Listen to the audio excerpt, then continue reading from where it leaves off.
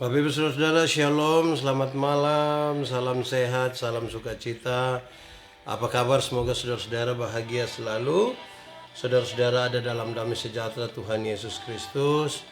Tuhan Yesus sangat baik bagi kita, membuat kita ada hari ini, dan pasti kita tetap akan menikmati kuasa kehadiran Tuhan bagi kita semua. Amin. Saya percaya kita tetap berbahagia dalam berbagai-bagai hal ya, karena Tuhan menyertai dan menolong kita. Amin.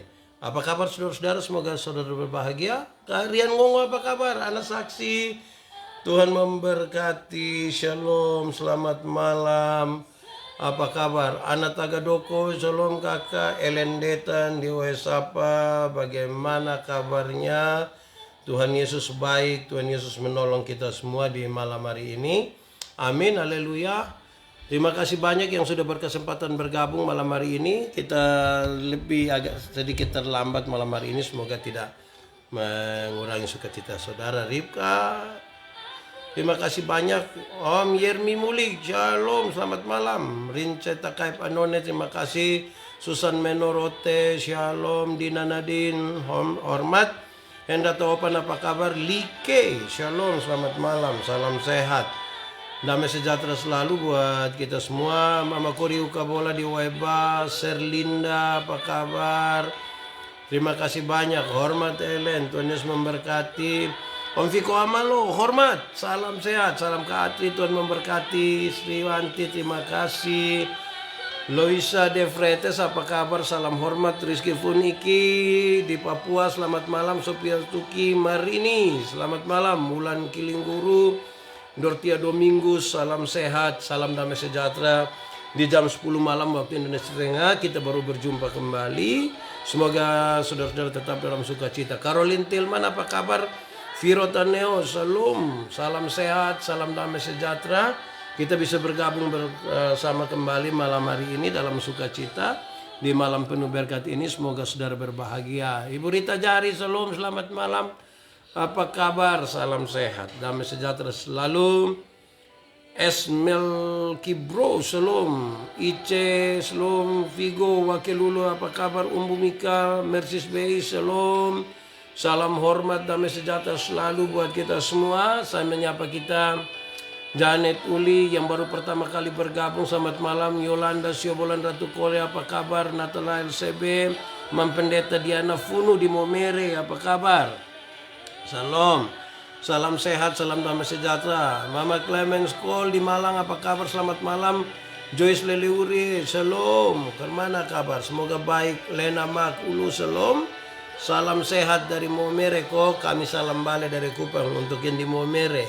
Terima kasih banyak kita sudah bergabung bersama-sama. Imra Fizarti, Hendra Tawapan, apa kabar? Selamat malam. Lika, Tuhan Yesus memberkati. Saya menyapa kita dengan sukacita. Esther Herto, shalom. Tuhan Yesus baik, Tuhan Yesus menolong kita semua di malam hari ini. Semoga saudara tetap dalam sukacita, mengajak orang-orang terkasih dalam hidup saudara, biar kita mengambil bagian bersama. Dan sebelum istirahat kita mendengarkan firman Tuhan. Saya kira itu sesuatu yang indah bagi kita semua. Amin. Semoga saudara-saudara diberkati selalu. Kevi Wangara di Soya, apa kabar? Wigatri Nadia Silo, shalom. Salam hormat, terima kasih Ma Evi, Tuhan memberkati. Imra Bizarti, salam sehat. Tuhan Yesus memberkati dan menolong kita semua di malam ini. Mak Hanu dari Kalimantan Timur, selamat hari Rabu, shalom. Tuhan memberkati, selamat malam, salam sehat, penuh sukacita semuanya, amin. Olvin Wilsia di rumah, apa kabar? Salam hormat, salam sehat. Saya merasa bersukacita malam hari ini. Mohon maaf kita sedikit terlambat beberapa menit untuk memulai acara ini. Semoga tidak mengurangi rasa sukacita saudara. Yuliana Roiriu, apa kabar? Shalom.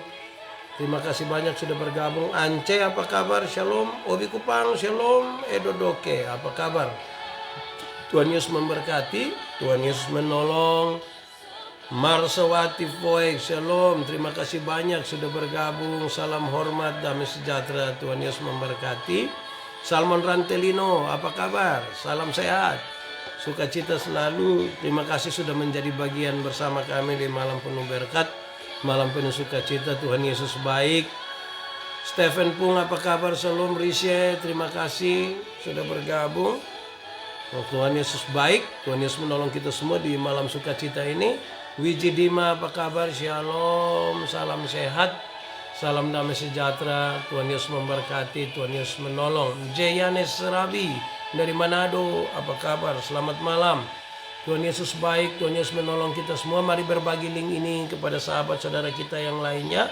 Saya masih menyapa kita semua sebelum kita mendengarkan firman Tuhan, sebelum istirahat malam hari ini. Ibu Lili Manudima, selamat malam. Salam, salam sehat, salam sukacita selalu buat kita di malam hari ini.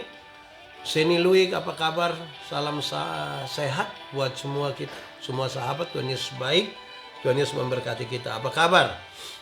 Saudara-saudara semuanya, bersyukur sekali bahwa di tengah-tengah kesibukan kita setiap hari ada kesempatan untuk kita belajar firman Tuhan. Putri Cantika, apa kabar? Shalom. Tuhan Yesus memberkati. Selamat malam. Kita percaya tidak ada yang kebetulan di dalam nama Tuhan Yesus, termasuk malam hari ini kita belajar firman Tuhan. Om Philip Benu, shalom. Apa kabar? Idari, terima kasih banyak sudah bergabung. Shalom.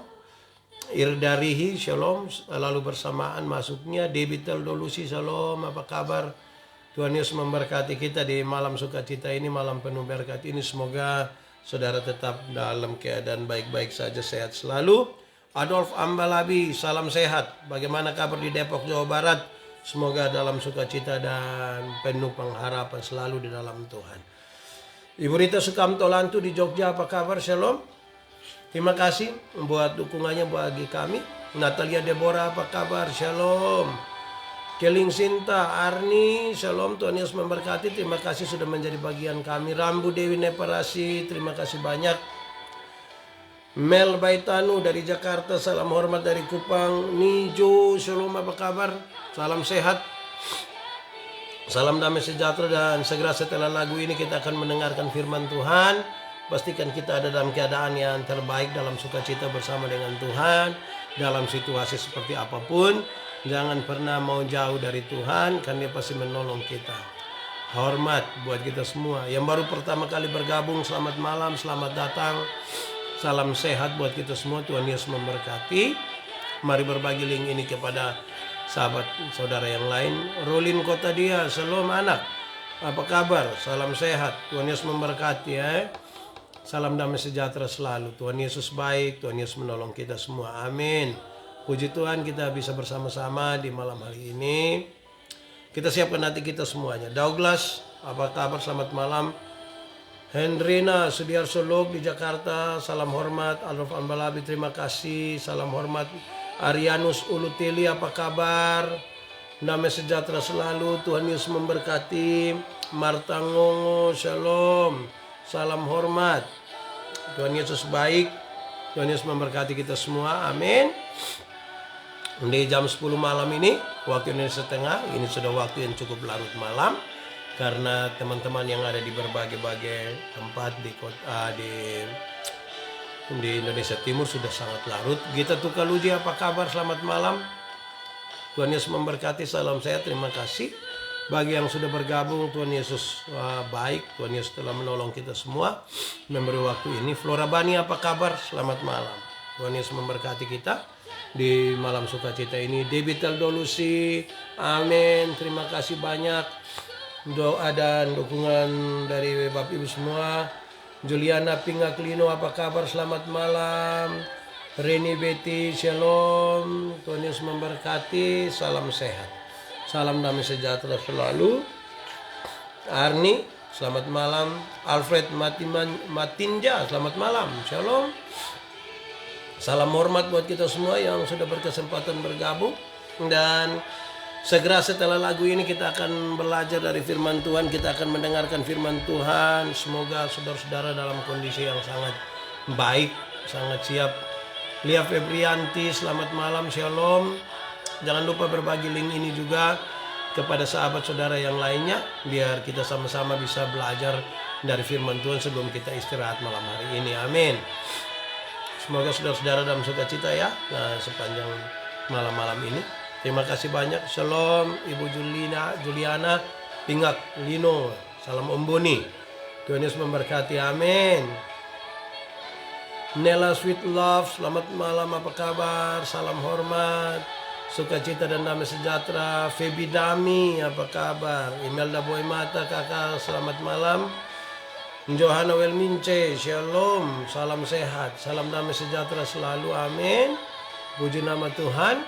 Di malam hari ini sudah lebih dari jam 10 baru kita mulai, tapi semoga ini tidak mengurangi sukacita saudara-saudara.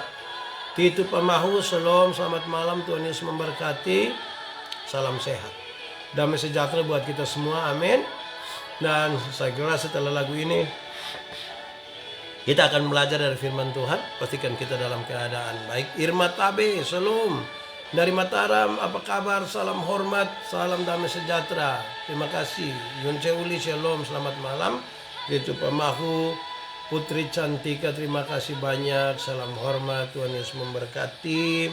Damai sejahtera. Ruth Agnes Bunga Ratu, terima kasih. Baik saudara-saudara, kita segera akan siapkan nanti kita mendengarkan firman Tuhan. Sebagaimana firman Tuhan berkata, latihan badan itu terbatas gunanya, tapi ibadah itu mengandung janji. Baik untuk kehidupan hari ini maupun untuk kehidupan di zaman yang akan datang.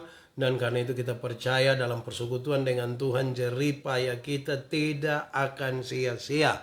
Dan karena itu kita mau siap hati kita malam hari ini untuk belajar dari firman Tuhan dan pakai itu dalam hidup kita tiap-tiap hari. Mari kita angkat hati kita kepada Tuhan. Mendahului ini semua kita mensyukuri akan segala sesuatu yang Tuhan kerjakan dalam hidup kita. Kita syukuri dengan sukacita. Mau jujur memang selalu baru. Berkat Tuhan selalu baru kita rasakan.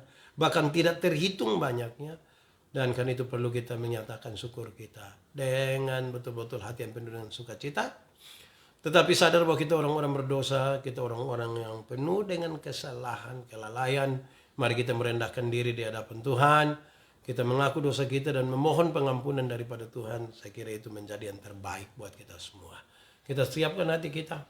Pastikan kita punya hati yang sungguh siap untuk firman Tuhan.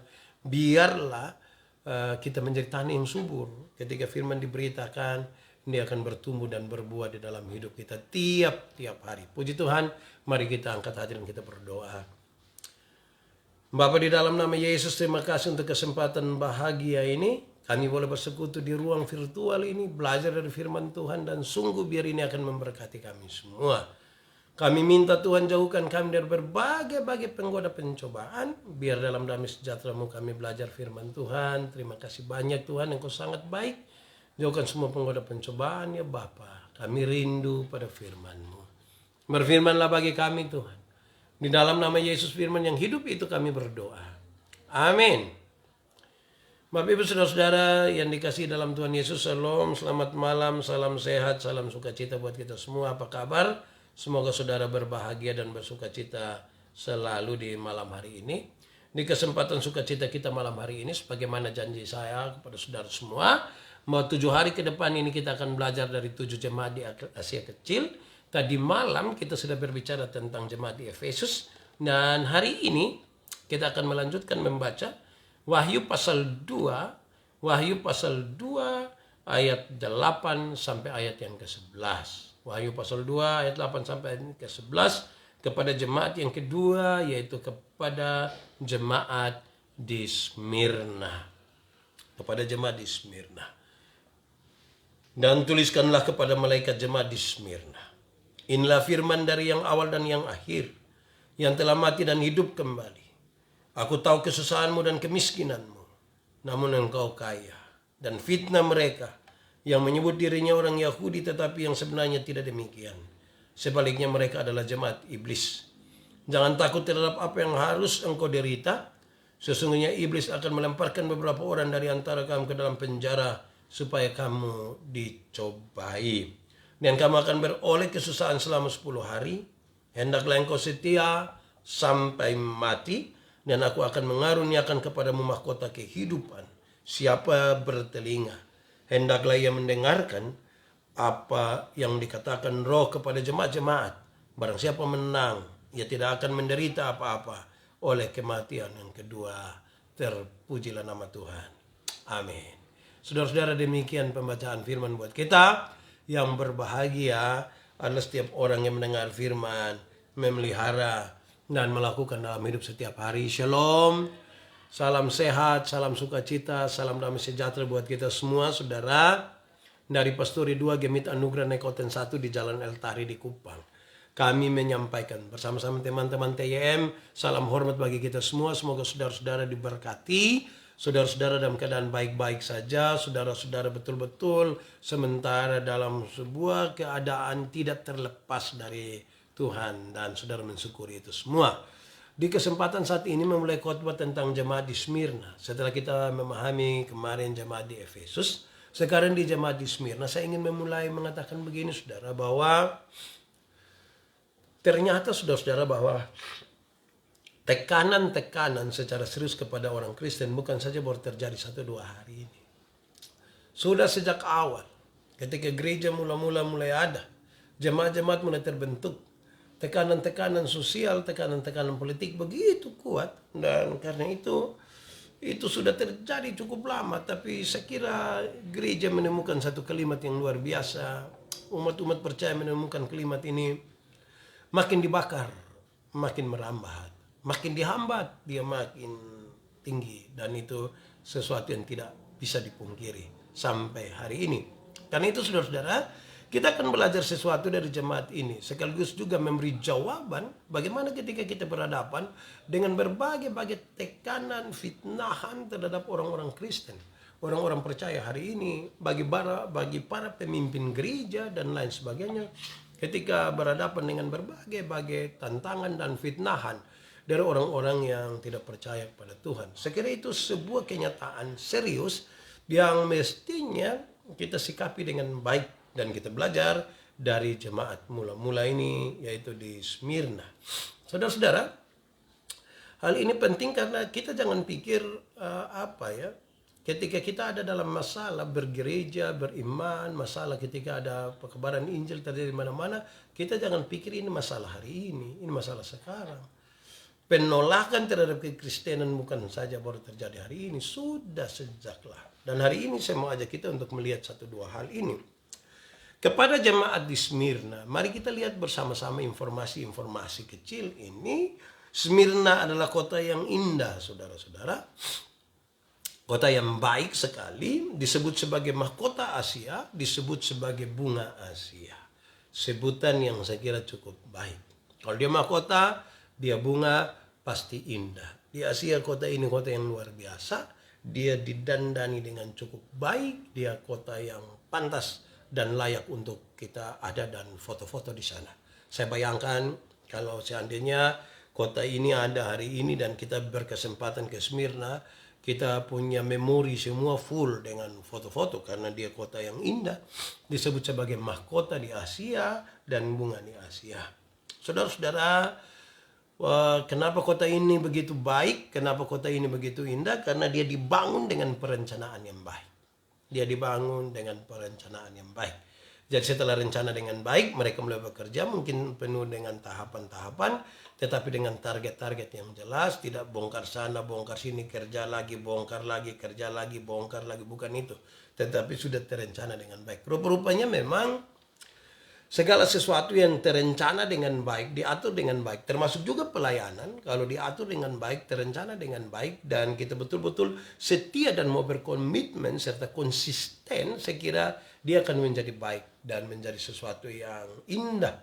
Tinggal saja kemudian yang indah, yang baik ini kita arahkan untuk apa? Untuk kemuliaan diri atau untuk kemuliaan Tuhan. Saya kira itu penting sekali. Apa sih sesungguhnya yang menjadi aktivitas tiap-tiap hari di Smyrna?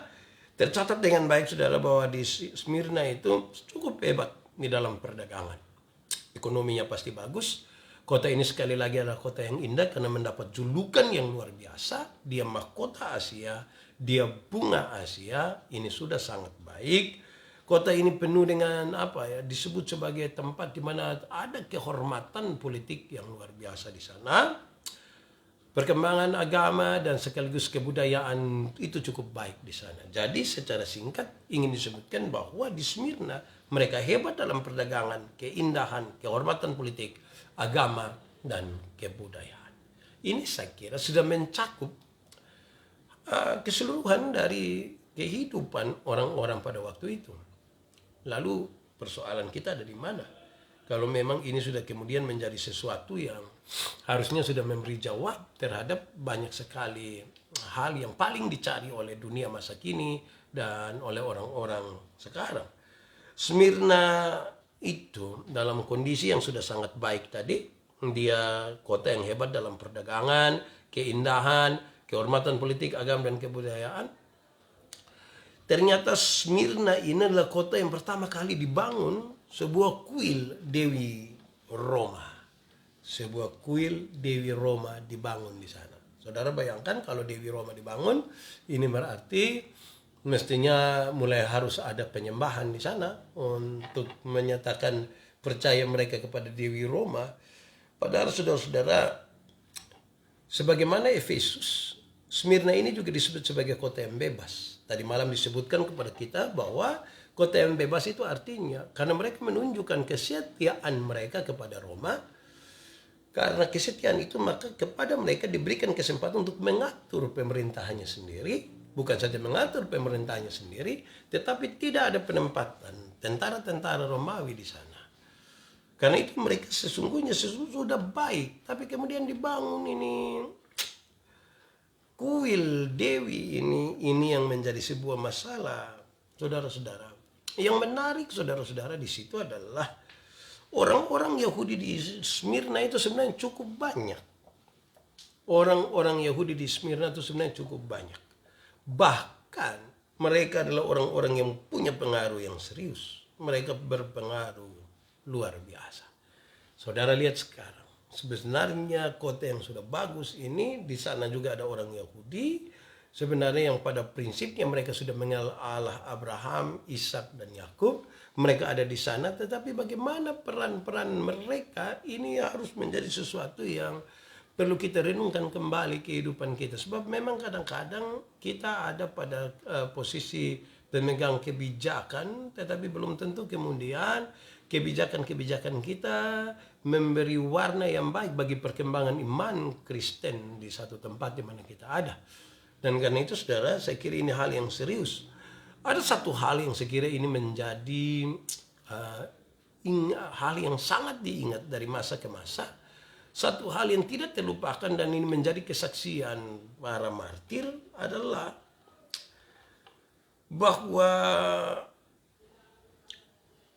kekristenan tidak disukai di sana. Kekristenan tidak disukai di Smyrna.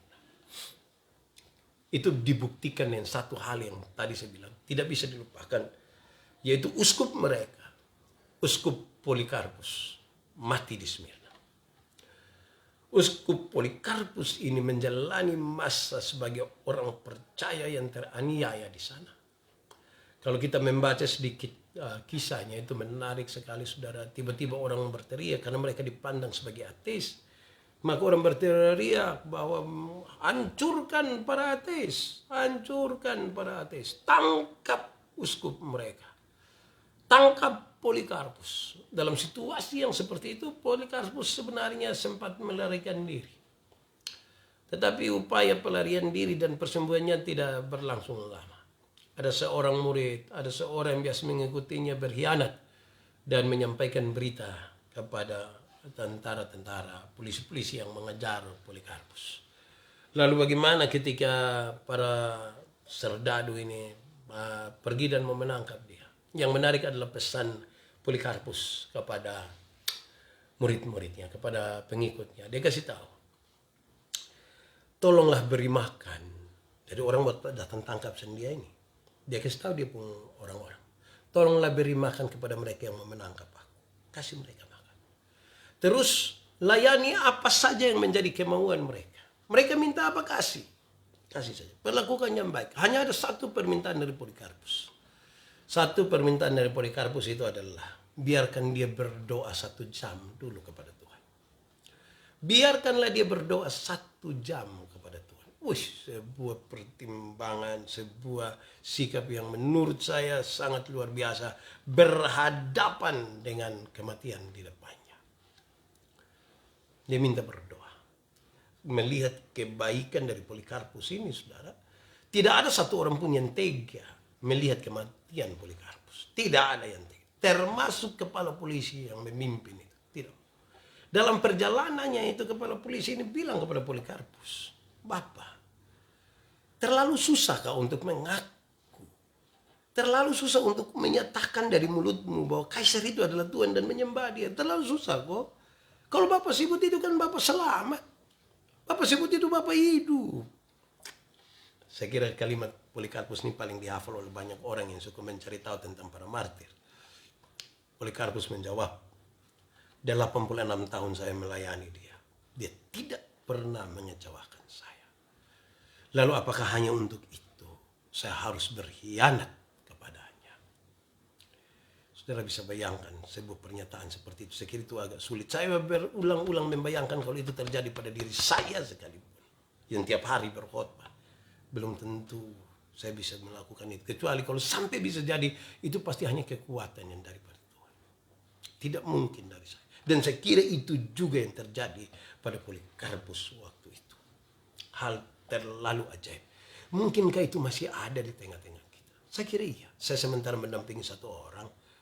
Ya, sudah 2 orang hari ini, 1-2 hari ini mendampingi 2 orang yang betul-betul dia mengambil resiko untuk mempercaya kepada Tuhan Yesus. Dia minta supaya dia jangan dulu baca surat pernyataan agama dan lain sebagainya, sambil dia mau terus belajar, dan dia hanya mau minta berdoa supaya dia tetap ada pada jalan itu menghadapi sejumlah tantangan dan penderitaan. Bayangkan orang-orang yang mau belajar untuk percaya kepada Tuhan, berani untuk mengambil risiko-risiko berat itu untuk menyatakan pengakuan imannya. Tetapi justru kita yang sudah lebih dahulu, bahkan di kesempatan kita sangat terbuka, sangat bebas malah untuk beribadah dan menyembah Tuhan, menyatakan iman kita, justru beberapa orang masih malu-malu. Beberapa pemimpin gereja masih sibuk bertengkar, berkelahi, menjatuhkan dan lain sebagainya, dan tidak fokus kepada hal-hal yang saya kira cukup prinsip, yaitu iman dan pengakuan mereka di hadapan Tuhan. Saudara-saudara, sekarang kita belajar 1-2 hal dari pembacaan ini yang saya kira akan menolong kita semua untuk belajar sesuatu di sini. Kenapa, saudara-saudara? Pembacaan tadi mengisyaratkan bahwa jemaat Smyrna mengalami pencobaan. Jemaat ini sudah sangat bagus, mereka ada di sana. Kota yang indah, yang bagus itu dengan segala macam tantangannya. Tetapi disebutkan jemaat Smyrna mengalami sebuah pencobaan. Di mana mereka ada. Pencobaan itu dimengerti dalam tiga hal. Pencobaan itu dimengerti dalam 3 hal ini. Pertama, saudara, pencobaan itu diartikan sebagai sebuah kesusahan. Pencobaan itu diartikan sebagai sebuah kesusahan, atau dalam bahasa lain disebutkan mereka sementara ambruk di bawah tekanan suatu beban. Ada beban tertentu, ada sesuatu yang menekan mereka dan mereka ambruk, mereka hancur di situ. Itu disebut sebagai sebuah pencobaan. Ada sesuatu yang menekan mereka. Coba mari kita berefleksi, mungkinkah sesuatu itu juga terjadi pada kita? Kita sementara ditekan oleh apa? Kita sementara ambruk oleh apa sesungguhnya? Dan ini sebuah beban yang tidak bisa kita pikul sendiri. Supaya apa? Supaya kemudian kita bersandar dan berharap kepada Tuhan. Yang kedua, saudara-saudara, pencobaan itu diartikan sebagai sebuah kemiskinan. Jemaat dalam keadaan miskin. Orang-orang Yahudi yang punya pengaruh dan punya jabatan di sana, ternyata mereka bukan orang-orang Kristen. Karena itu 2 hal yang dimengerti sebagai kemiskinan jemaat itu adalah, yang pertama, banyak juga jemaat-jemaat Kristen itu yang datang dari kalangan yang rendah sekali. Kalangan yang di bawah, kalangan yang miskin, kalangan yang susah. Sehingga jemaat Smyrna itu mereka susah secara jasmani. Mereka orang-orang yang rumit, susah.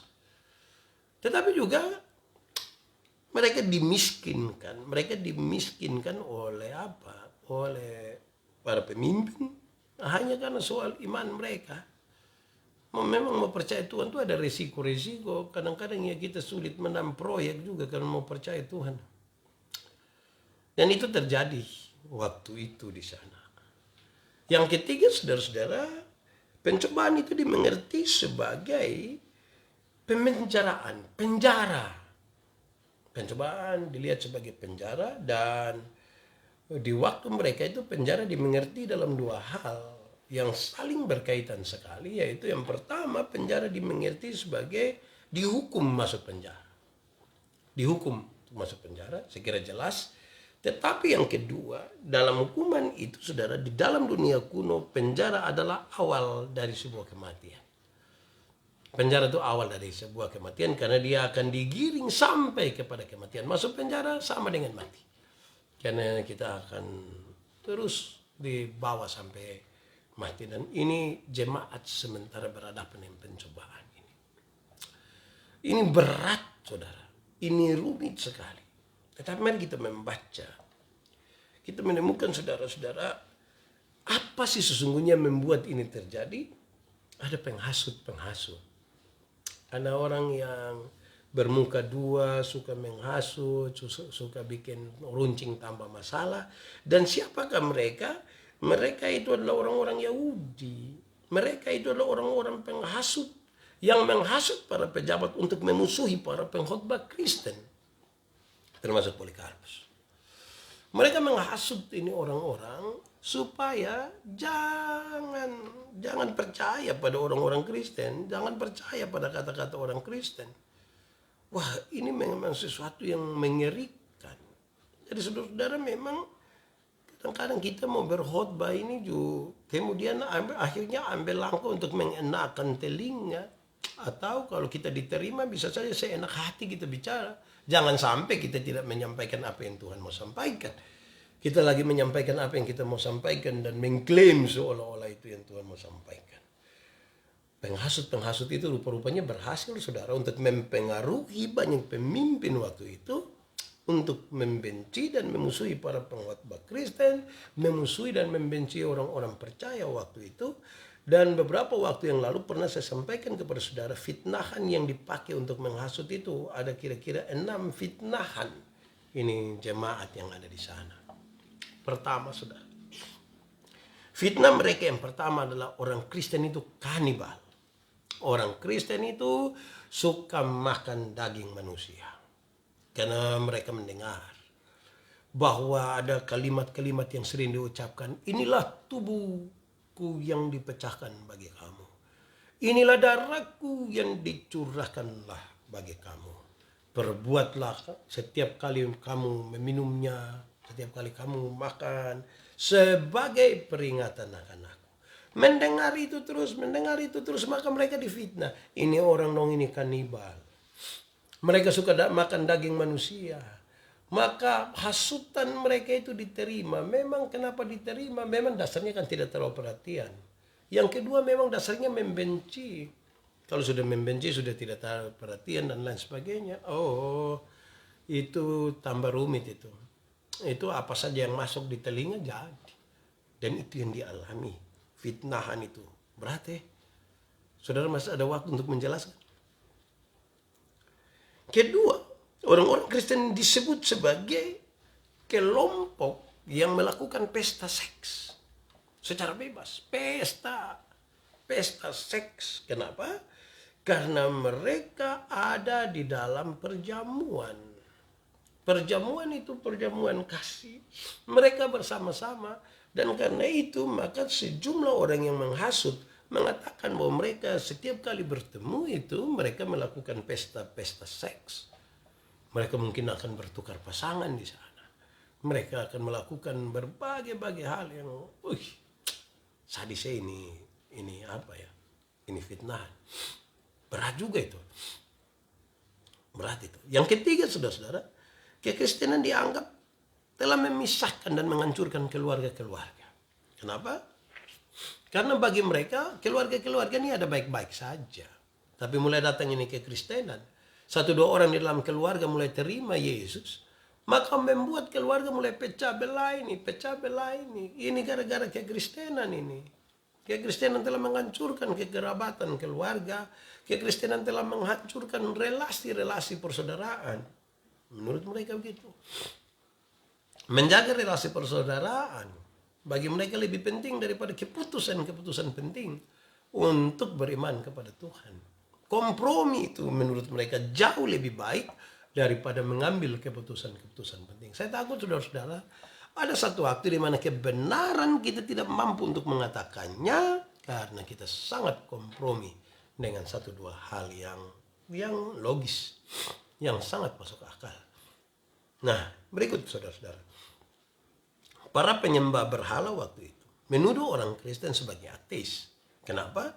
Karena orang Kristen itu tidak melakukan seperti apa yang mereka lakukan.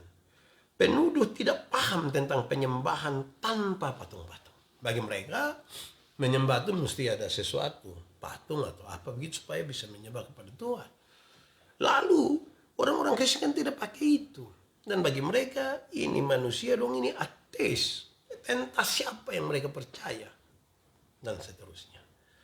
Yang kelima, saudara. Orang Kristen itu dianggap sebagai orang yang tidak loyal secara politik. Mereka orang-orang yang tidak setia kepada politik. Kenapa? Karena dari mulut mereka tidak pernah mau mengaku bahwa kaisar sebagai Tuhan. Bagi mereka ini orang yang bukan loyalis. Bagi mereka orang-orang yang tidak setia sebagai orang-orang yang ada dalam politik. Karena untuk menyebut kaisar sebagai Tuhan mereka tidak mau. Dan yang terakhir, fitnah mereka ini menarik, saudara. Kenapa? Fitnah mereka ini berisi orang Kristen dianggap sebagai penghasut. Jadi mereka yang menghasut, dan mereka tahu orang Kristen itu penghasut berat. Kenapa? Karena orang Kristen meramalkan bahwa dunia ini akan berakhir dalam nyala api. Ini sebuah hasutan bagi mereka. Dunia akan berakhir dalam nyala api. Saudara bayangkan sekarang 6 hasutan ini terjadi secara baik, terjadi secara masif, dan ini sangat mengganggu kekristenan waktu itu. Paling tidak ini terjadi di Smyrna. Secara umum terjadi di semua, tapi Smyrna kita hari ini lebih fokus di situ. Mari kita lihat, saudara. Kalau saya ingin ulang, maka pertama mereka dituduh kanibal, makan daging manusia. Kedua, orang-orang Kristen dituduh melakukan pesta seks. Ketiga, orang Kristen dianggap memisahkan dan menghancurkan keluarga. Karena mulai ada yang percaya, dia mulai memisahkan diri dari keluarga. Para penyembah berhala menuduh orang Kristen ateis. Orang Kristen dianggap tidak setia secara politik karena tidak mau mengaku kaisar sebagai Tuhan. Dan orang Kristen dianggap sebagai penghasut karena mereka meramalkan dunia akan berakhir dalam nyala api. Sekarang saya mau tanya saudara sebagai bahan refleksi. Kalau fitnahan-fitnahan itu terjadi pada masa kini, kalau terjadi di Indonesia, kalau fitnahan-fitnahan itu terjadi pada diri saudara, kira-kira apa yang saudara lakukan? Apa yang saudara lakukan? Saudara sibuk menjelaskan?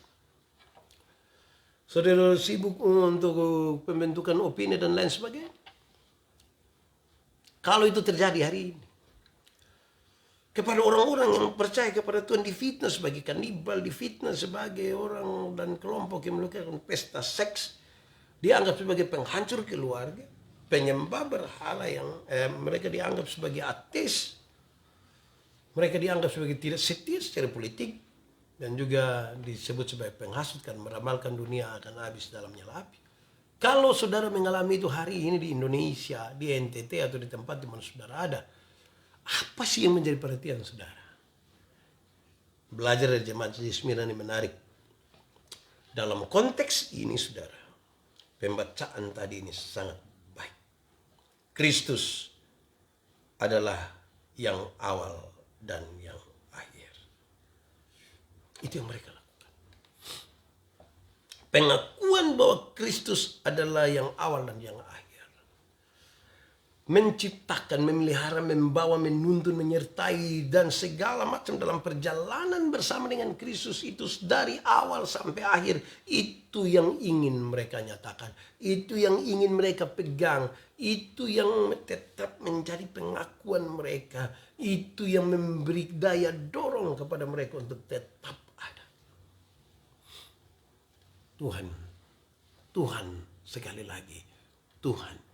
Ini fitnahan terlalu banyak. Dan mereka fokus kepada Tuhan, tidak kepada fitnahan. Kadang-kadang kita pun fokus, ini bermasalah. Kita fokus pada fitnahan, kita tidak fokus kepada Tuhan. Lalu kita membenarkan fokus kita. Mestinya saudara, fokus itu yang paling penting. Saya kira saudara dan saya fokus. Tapi pertanyaannya, kita fokus di mana kalau kita berhadapan dengan ini?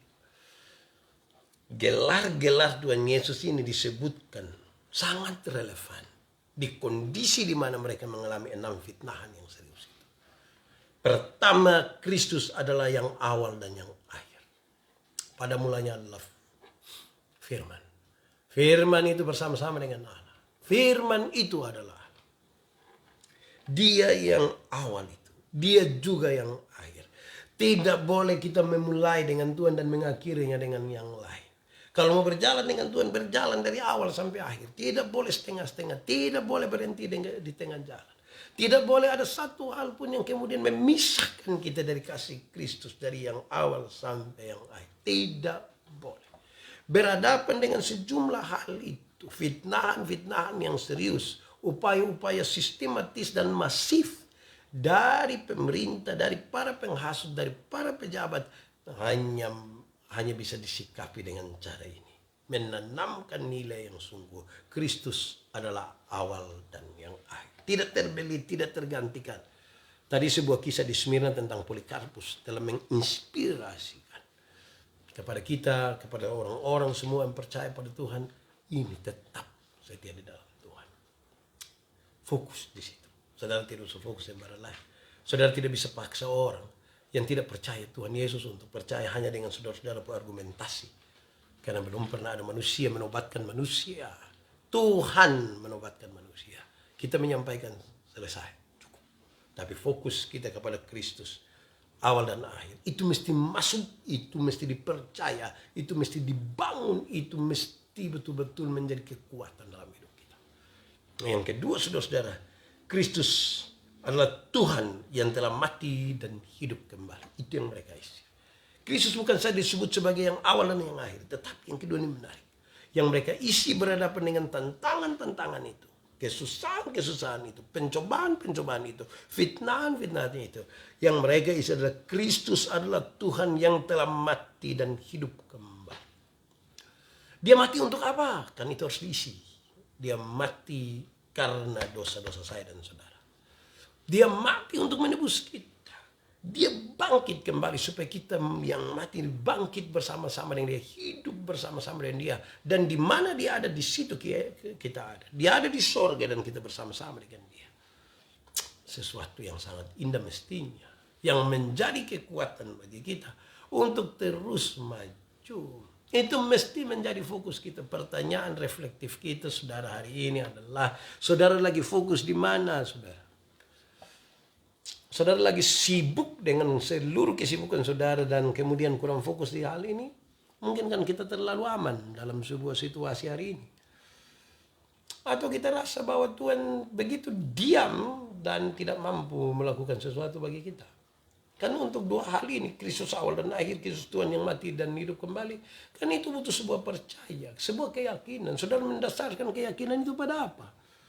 Jangan-jangan kita tidak meyakini semua itu, tapi kita percaya bahwa Tuhan ada. Saya kira itu hati-hati karena orang-orang Kristen di jemaat mula-mula berjumpa dengan tantangan-tantangan itu dan ini yang mereka isi. Ini yang Tuhan mau terus berkembang dan bertumbuh dalam hidup mereka. Ingat, Kristus itu yang awal dan yang akhir. Tidak boleh ada yang mampu memisahkan itu. Yang kedua, saudara, Kristus adalah Tuhan yang mati. Mati karena apa? Saudara tahu jawabannya. Dia juga yang hidup kembali. Dia sudah bangkit. Dia bangkit supaya kita diselamatkan. kita beroleh kekekalan bersama Kristus di sorga. Dia bangkit sebagai yang sulung dari orang-orang mati, supaya kemudian kita hidup bersama-sama dengan dia. Saya sangat terberkati dengan renungan firman malam hari ini. Saya ketika mempersiapkan, saya bersyukur kepada Tuhan. Tuhan, Engkau terlalu luar biasa.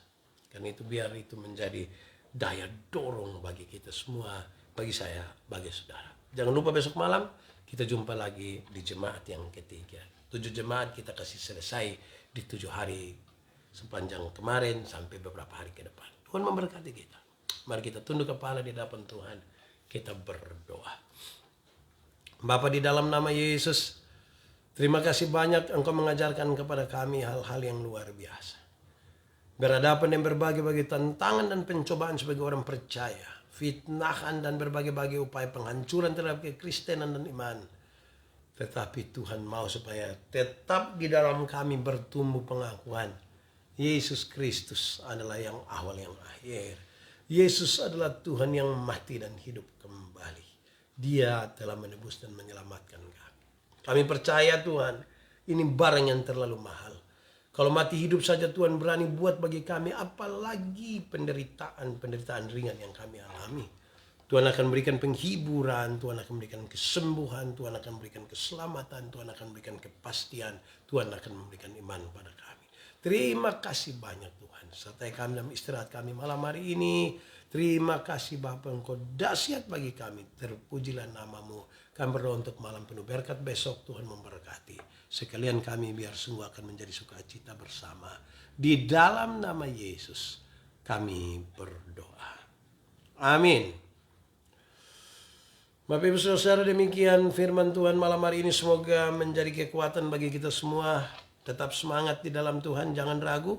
Tuhan menyertai saudara semua. Jangan lupa besok malam bersama saya Pendeta Yandi di jam 10 malam waktu Indonesia Tengah. Bersama-sama kita akan ada di dalam malam penuh berkat. Kita dalam 7 hari berturut-turut akan menyelesaikan tentang 7 jemaat. Sekaligus kita belajar informasi-informasi di dalamnya. Biar itu menjadi berkat bagi kita semua. Jangan lupa besok ajak sahabat saudara yang lain. Saya pastikan saudara diberkati. Kalau saudara mengajak orang lain atau saudara bisa bersama-sama. Tuhan memberkati kita semua. Sampai jumpa besok malam. Shalom, salam sehat, salam damai sejahtera. Amin. Shalom, Tuhan memberkati.